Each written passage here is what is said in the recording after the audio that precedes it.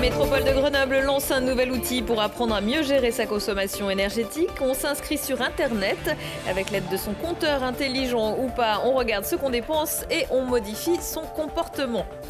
Ne plus rien acheter de neuf. Entre considérations écologiques et économiques, le concept séduit de plus en plus avec les brocantes et les marchés aux puces.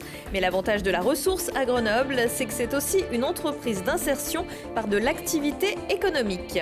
Et puis après avoir été privée de scène pendant 2 ans, la Fabrique Opéra prépare son prochain spectacle. La comédie musicale Cabaret sera présentée début avril au Summum à Grenoble. Répétition sans décor ni costume, mais avec fougue et sans fausses notes. Bonsoir à tous, bienvenue dans ce JT du mardi 15 mars 2022. Du lundi au vendredi à partir de 18h, l'essentiel de l'actualité du Grand Grenoble.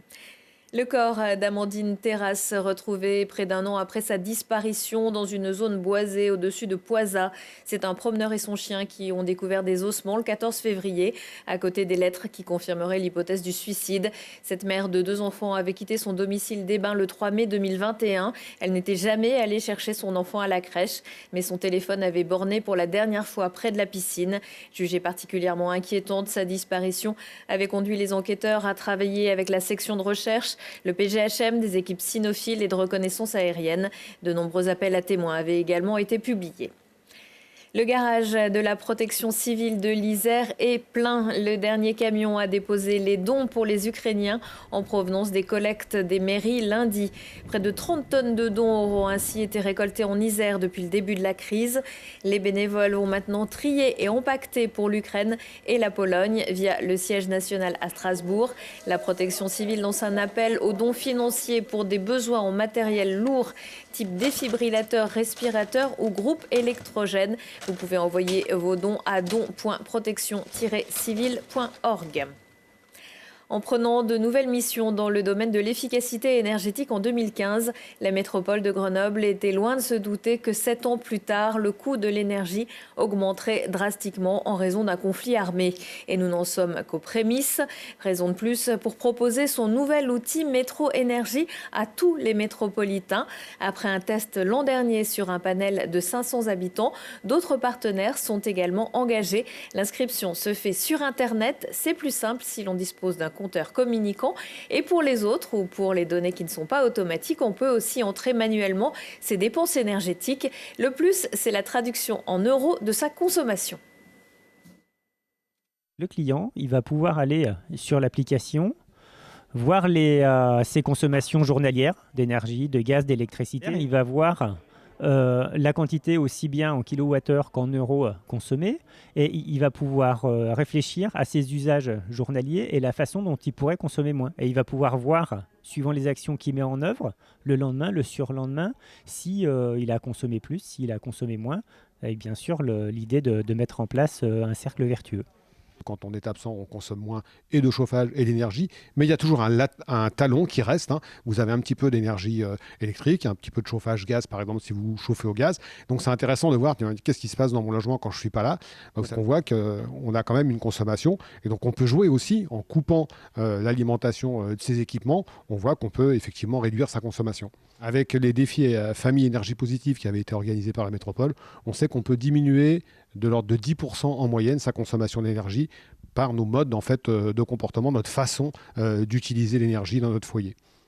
Et l'objectif, c'est d'atteindre 3000 usagers en 2022. Consommer autrement, c'est aussi ce que propose la ressource à Grenoble. Autrement dit, pourquoi acheter neuf quand on peut recycler, faire fonctionner l'économie circulaire et valoriser l'insertion sociale. 2000 m² de caverne d'Alibaba pour donner une deuxième vie à un tas d'objets du quotidien, des vêtements ou des livres. Voyez ça avec Arthur Glory. À la ressource, on récupère, on déconstruit, on trie et on recycle depuis 2012, mais c'est pas tout. L'association dans une dynamique d'économie vertueuse est depuis 2018 une entreprise d'insertion pour 18 emplois à plein temps. Un vrai soutien pour ces personnes en difficulté professionnelle. Les gens qui sont chez nous sont un peu plus éloignés de l'emploi que dans une entreprise traditionnelle, on va dire.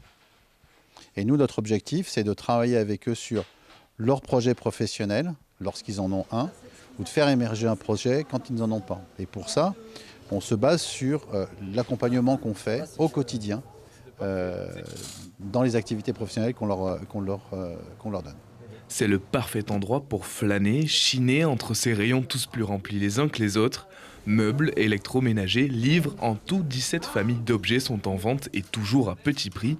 La boutique s'efforce alors de donner une seconde chance à ces objets et ces matériaux remis en état.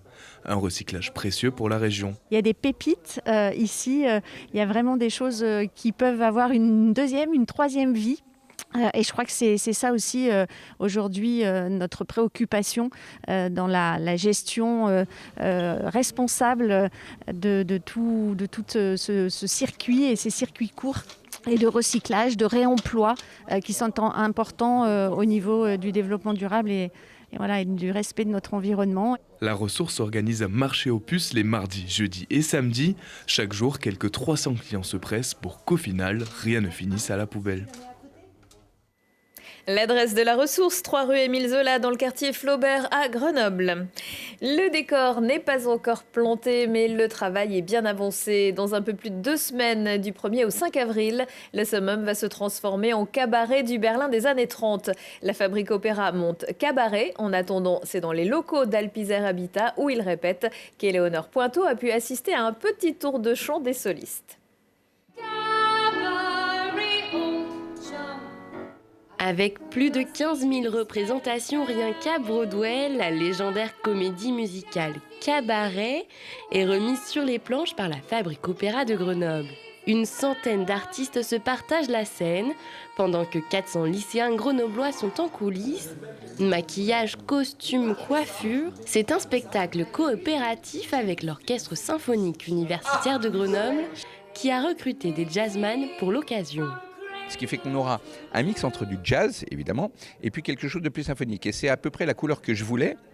C'est-à-dire garder évidemment toute la dynamique, tout le rythme, tout le swing du jazz, et puis avoir quelque chose d'un petit peu plus étoffé pour toutes les scènes qui sont plus des scènes d'amour, des scènes d'émotion personnelle. Après 2 ans d'absence, la Fabrique Opéra remonte sur la scène du summum et l'exigence est de taille pour les solistes. C'est des rôles qui sont très très intéressants à jouer parce qu'ils sont très denses et il y a énormément de choses à défendre. Surtout que c'est un personnage qui est complètement fou et c'est un bonheur à jouer parce que tu peux te permettre d'en mettre un peu partout et de dépasser, de colorier autour et de s'éclater sur scène et c'est formidable. Pour qu'un numéro chanté et dansé fonctionne, sachant qu'il est joué aussi, c'est 3 choses en même temps, il faut arriver à être extrêmement précis. Aussi bien dans les notes que dans les mots évidemment, mais dans les pas, dans les gestes, dans les attitudes. Ce succès vieux de 55 ans promet d'emporter les spectateurs dans l'univers très connu du cabaret berlinois. Et comme d'habitude, de nombreux établissements scolaires participent également au projet, notamment le lycée Argouges pour les costumes. Chez les plus petits, la ville de Grenoble poursuit le développement de places aux enfants, comme devant l'école Antoar, pour créer des îlots de fraîcheur, améliorer la qualité de l'air ou apporter plus de sécurité et de convivialité. Une nouvelle phase de concertation pour 9 écoles est en cours et se poursuit jusqu'au 9 juin. Pour les abords plus apaisés, dialogue compris. Le projet Place des enfants, c'est un projet phare de la majorité, de piétonniser la plupart des rues qui sont devant les écoles. C'est un projet effectivement que nous portons, mais que nous mettons en œuvre avec la métropole. C'est eux qui effectivement réalisent les travaux. Nous, on s'occupe effectivement des concertations aussi avec les habitants, puisque effectivement la décision de piétonniser est de notre ressort, mais l'aménagement se fait en concertation avec les enfants, avec les habitants, les riverains, les parents d'élèves. À partir de maintenant, après 6 mois d'observation, on va aller à la rencontre de tout le monde, donc dès cette semaine et toutes les semaines à venir jusqu'au mois de juin. Oui, certaines personnes nous ont attaqué au tribunal, certaines personnes ont manifesté un mécontentement.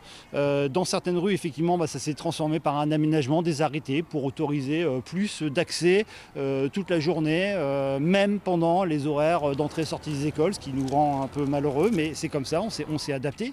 Pour les derniers conseils de classe qui ont eu lieu sur les 3 écoles, aussi bien Antoar que Florence Artaud et Beria. C'est toujours des retours très positifs, donc que ce soit des parents, des enfants bien sûr, des maîtresses, des maîtres, des directeurs, directrices d'école. 13 espaces sur le même modèle ont déjà été créés en 2021. Vous le savez, les enfants sont formidables et ce n'est pas Laure Emono qui nous dira le contraire. Quoique, cette mère de 4 marmots sera mercredi soir à la basse-cour, à Grenoble, pour nous raconter avec toute sa folie la vie trépidante de maman dans un spectacle tout aussi drôle qu'émouvant. On regarde un petit extrait. En 5 ans, j'ai eu 4 enfants. Ouais.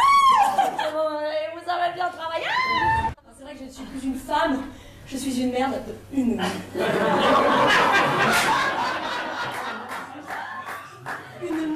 de famille. Bon, le 4e, s'il tombe dans l'escalier, généralement c'est que c'est toi qui l'as poussé.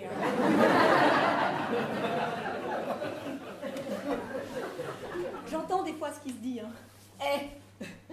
Elle nous dit qu'elle a 4 enfants. Moi, tu verras que la chute du spectacle, ça va être de nous dire que c'est un homme.